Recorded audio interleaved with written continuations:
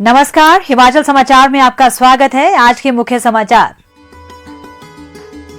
मुख्यमंत्री ने कहा, लंबित राजस्व मामलों का 20 जनवरी तक निपटारा सुनिश्चित करें। प्रदेश भर में होगा राजस्व लोक अदालतों का आयोजन।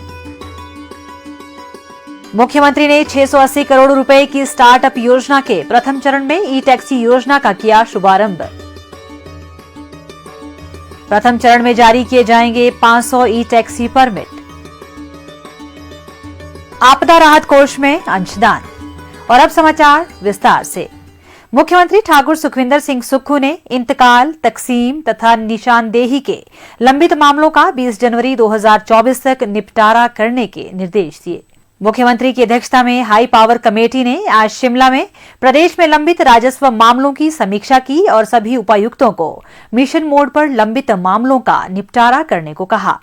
मुख्यमंत्री ने कहा कि वर्तमान राज्य सरकार आमजन की सरकार है तथा जन समस्याओं का निपटारा हमारी प्राथमिकता है। इसीलिए सरकार लंबित राजस्व मामलों की संख्या 0 करना चाहती है।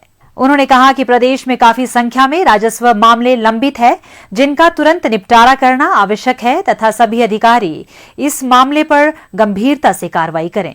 उन्होंने कहा कि नायब तहसीलदार से लेकर मंडलीय आयुक्त लंबित राजस्व मामलों की दैनिक आधार पर सुनवाई कर उनका समयबद्ध निपटारा करना सुनिश्चित करें।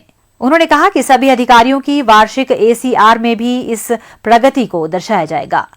राज्य सरकार ने प्रदेश भर में 30 व 31 अक्टूबर 2023 को इंतकाल अदालतों का आयोजन किया, जिसके परिणाम बेहतर रहे तथा इंतकाल के लंबित 41,907 मामलों में से 31,105 का निपटारा कर दिया गया। उन्होंने कहा कि आगामी 1 व 2 दिसंबर को पुनः प्रदेश भर में इस प्रकार की विशेष अदालत का आयोजन किया जाएगा, जिसे राजस्व लोक अदालत का नाम दिया गया है। इस विशेष अदालत में इंतकाल के साथ साथ तकसीम के लंबित मामलों का प्राथमिकता के आधार पर निपटारा किया जाएगा। ठाकुर सुखविंदर सिंह सुक्खू ने सभी उपायुक्तों को निपटाए गए मामलों की पूरी रिपोर्ट मासिक आधार पर भेजने के निर्देश दिए, जिसमें व्यक्ति का नाम, पता और फोन नंबर का पूरा विवरण उपलब्ध हो। उन्होंने कहा कि उपायुक्त अपने अपने जिलों में राजस्व अधिकारियों के साथ बैठकें कर लंबित राजस्व मामलों का तेजी से निपटारा करने की रणनीति तैयार करें। इसके लिए आवश्यकतानुसार स्टाफ का युक्तिकरण करें। उन्होंने कहा कि किसी भी राजस्व मामले में 3 दिन से अधिक की तिथि न दी जाए। लोगों की सुविधा के लिए राज्य सरकार ने राजस्व कानून में संशोधन किया है तथा अब समन की सर्विस इलेक्ट्रॉनिक माध्यम से भी की जा सकती है। जिलों में कर्मचारियों की कमी को दूर करने के लिए राज्य सरकार उपायुक्तों को सेवानिवृत्त कानूनगो की सेवाएं लेने की अनुमति भी देगी।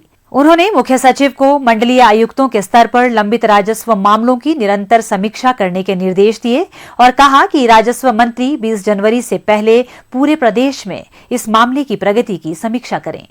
मुख्यमंत्री ठाकुर सुखविंदर सिंह सुक्खू ने आज शिमला में 680 करोड़ रुपए की राजीव गांधी स्वरोजगार स्टार्टअप योजना के प्रथम चरण के अंतर्गत ई टैक्सी योजना का शुभारंभ किया। उन्होंने ई टैक्सी के लिए ऑनलाइन पंजीकरण करने की सुविधा प्रदान करने के लिए परिवहन विभाग की वेबसाइट का शुभारंभ किया, जिसके माध्यम से आवेदक 1 महीने की अवधि के भीतर इस वेबसाइट पर जाकर अपना पंजीकरण करवा सकते हैं। मुख्यमंत्री ने कहा कि पहले चरण में ई टैक्सी के लिए 500 परमिट जारी किए जाएंगे तथा आने वाले समय में मांग के आधार पर परमिट की संख्या बढ़ाई जाएगी। राज्य सरकार द्वारा बेरोजगार युवाओं को आय के निश्चित साधन उपलब्ध करवाने के लिए चरणबद्ध तरीके से सरकारी विभागों को ई टैक्सी उपलब्ध करवाई जाएगी। उन्होंने कहा कि राज्य सरकार ई टैक्सी की खरीद के लिए युवाओं को 50% सब्सिडी भी दे रही है। इसके साथ साथ इस योजना के तहत ऋण लेने की शर्तों में भी ढील दी जाएगी। जब हिमाचल की सरकार बनी थी, उस समय सरकार ने कुछ गारंटियां जनता के सामने रखी थी, जिसमें पहली गारंटी थी जो सरकारी क्षेत्र में हमारे कर्मचारी और अधिकारी है, जिन्होंने हिमाचल में विकास की गाथा लिखी है, उनको ओल्ड पेंशन स्कीम देने की हमारी पहली गारंटी थी, जिसको हमने पूरा किया। उन 10 गारंटियों में हमारी एक गारंटी युवाओं को रोजगार देने के लिए 680 करोड़ की स्टार्टअप योजना की थी। उस दूसरी गारंटी का प्रथम चरण आज हमने शुरुआत की है 680 करोड़ के प्रथम चरण की स्टार्टअप योजना की। उसमें कहा गया था कि जो भी युवा हिमाचल का है, अपना रोजगार शुरू करना चाहता है, उस युवा को रोजगार के लिए हम 680 करोड़ रुपए की स्टार्टअप योजना लाएंगे। उस योजना को कैसे अमली जामा पहनाना है, उस दृष्टिकोण से हमने सोच विचार किया और जब हमने बजट प्रस्तुत किया तो हिमाचल की आबो हवा और जलवायु को देखकर हमने ये प्रयास किया कि हरित राज्य के रूप में इस स्टार्टअप योजना की शुरुआत की जाए और कैसे हरित राज्य के रूप में हमारे युवाओं को सम्मिलित किया जाए। इस उद्देश्य से आज ई टैक्सी हरित ऊर्जा के रूप में हिमाचल प्रदेश में विकसित हो और स्टार्टअप योजना के अंतर्गत विकसित हो, हमने ये योजना का आज शुभारंभ किया है। इसके लिए एक पोर्टल बनाया गया है। 1 महीने के अंदर युवा उस पोर्टल में अप्लाई करेंगे। अगर कोई हार्ड कॉपी भी देना चाहता है तो वो डायरेक्टरेट ऑफ ट्रांसपोर्ट में आकर अपनी हार्ड कॉपी दे सकता है। और 20 दिसंबर के बाद जितने भी युवा हैं जो 23 साल की उम्र पार कर चुके होंगे, उनको इस स्टार्टअप योजना के अंतर्गत जोड़ा जाएगा। और अगर जो टैक्सी है, अगर वो ई टैक्सी लेता है और ई टैक्सी अगर 20 लाख रुपए की आती है तो उस 20 लाख रुपए में स्टार्टअप योजना के तहत हम उन्हें 50% सब्सिडी के तौर पर 10 लाख रुपए की अनुदान देंगे। अब 10 लाख रुपया तो सरकार से मिला, टैक्सी की कीमत रहेगी 10 लाख रुपया। उसको कैसे 10 लाख को वो आने वाले समय में अपने स्वरोजगार से जोड़ेगा और अपने परिवार का पालन पोषण करेगा।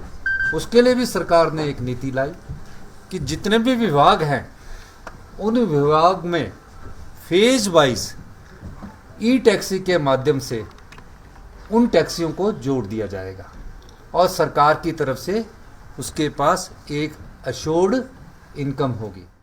ठाकुर सुखविंदर सिंह सुक्खू ने कहा कि यह योजना रोजगार उपलब्ध करवाने के साथ साथ वायु प्रदूषण को कम करने और 31 मार्च 2026 तक हिमाचल प्रदेश को हरित ऊर्जा राज्य बनाने में मील पत्थर साबित होगी। ई टैक्सी के साथ साथ राज्य सरकार ई बस तथा ई ट्रक की खरीद पर भी 50% सब्सिडी प्रदान कर रही है। राज्य सरकार ने निजी बस ऑपरेटरों को ई बसों के लिए भी 24 परमिट जारी किए हैं। उन्होंने कहा कि इस तरह की देश में यह पहली योजना है। राज्य में ई वाहनों की चार्जिंग के लिए आधारभूत अधोसंरचना को स्थापित किया जा रहा है। 17 ई चार्जिंग स्टेशन अगले 2 महीने में बनकर तैयार हो जाएंगे तथा इसके साथ साथ परिवहन विभाग भी ई चार्जिंग स्टेशन स्थापित कर रहा है। उन्होंने कहा कि राज्य सरकार हिमाचल पथ परिवहन निगम की सभी डीजल बसों को चरणबद्ध तरीके से ई बसों में परिवर्तित कर रही है तथा पहले चरण में 300 ई बसें खरीदी जा रही हैं। राजीव गांधी स्वरोजगार स्टार्टअप योजना के दूसरे चरण में युवाओं को सौर ऊर्जा परियोजना लगाने के लिए प्रोत्साहित किया जाएगा ताकि उन्हें आजीविका के साधन उपलब्ध हों। इस योजना के प्रारूप को भी अंतिम रूप दिया जा रहा है और जल्द ही इस योजना का भी शुभारंभ किया जाएगा। योजना के तीसरे चरण में युवाओं को कृषि संबंधी कार्यों के लिए सब्सिडी प्रदान की जाएगी। मत्स्य उत्पादन के लिए 90% सब्सिडी प्रदान करने की योजना तैयार की जा रही है, जिस पर भी विभाग को कार्य करने के निर्देश दिए गए हैं। उन्होंने कहा कि कांग्रेस पार्टी के प्रतिज्ञा पत्र में किए गए सभी वायदों को पूरा किया जा रहा है। युवाओं के लिए स्टार्टअप योजना लाना भी कांग्रेस का एक वायदा था, जिसे पूरा कर लिया गया है। मुख्यमंत्री ठाकुर सुखविंदर सिंह सुक्खू को आज शिमला में हिमाचल प्रदेश कांग्रेस कमेटी के सदस्य श्री संजय सिंह चौहान ने आपदा राहत कोष के लिए 2,25,680 रुपए का चेक भेंट किया।